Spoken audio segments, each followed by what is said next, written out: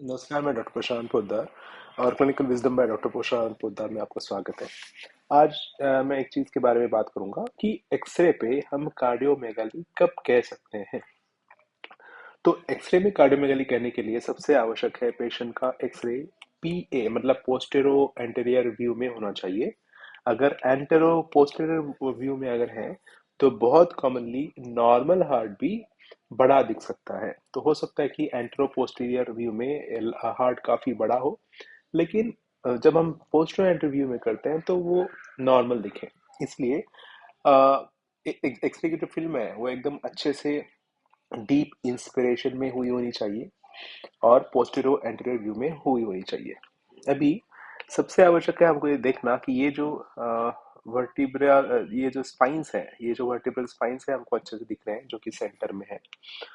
इनको ट्रेस करना बहुत आवश्यक है। जैसे हमको दिख रहा है कि ये एक वर्टिब्रल स्पाइन है, ये एक स्पाइन है जो हमको अच्छे से दिख रहा है T1 T2 T3 and T4। तो ये एक मिड लाइन वाला लाइन है, हमको एक मिड लाइन वाला लाइन ड्रॉ करना है सेंटर में से।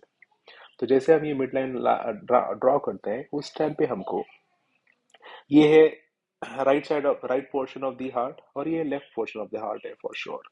तो राइट पोर्शन वाला जो हार्ट है हमको जो डिस्टेंट मार्जिन है वहां से ये एक लाइन ड्रॉ करना है या फिर ये डिस्टेंस कैलकुलेट करना है जो कि सबसे दूर हो।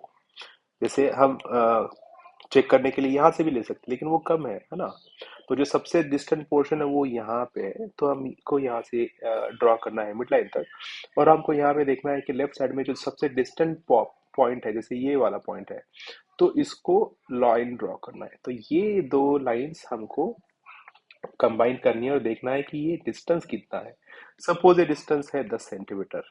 अभी हमको करना क्या है कि जो इनर एस्पेक्ट ऑफ जो रिप मार्जिन है, जैसे ये पूरे रिप्स का मार्जिन है जो इनर एस्पेक्ट का है, ये इनर एस्पेक्ट के मार्जिन को हमको ट्रेस करना है।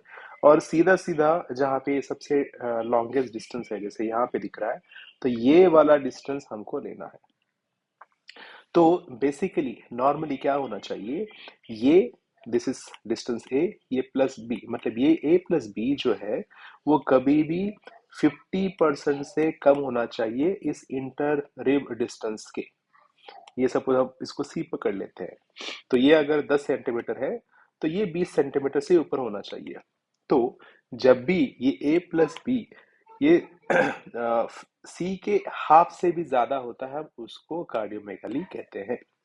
अब यहाँ पे तो हमको क्लियर कर दिख रहा है कि ये लाइन तो काफी बड़ी है, ये ऑलमोस्ट, और ये हार्डली ये जो डिस्टेंस है उसके तो डेफिनेटली हाफ से डेफिनेटली ज्यादा है, ऑलमोस्ट 60% ऑफ दी इस जो लाइन है उससे वो ज्यादा दिख रहा है।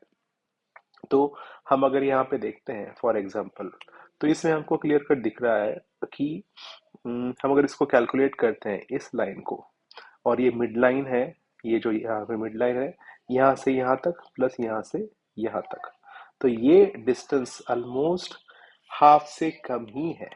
तो नॉर्मली ये जो डिस्टेंस है वो 50% से कम ही होना चाहिए। वो अगर 50% से ज्यादा है तो हम उसको कार्डियोमेगली कह सकते हैं। आज के लिए इतने ही, थैंक यू।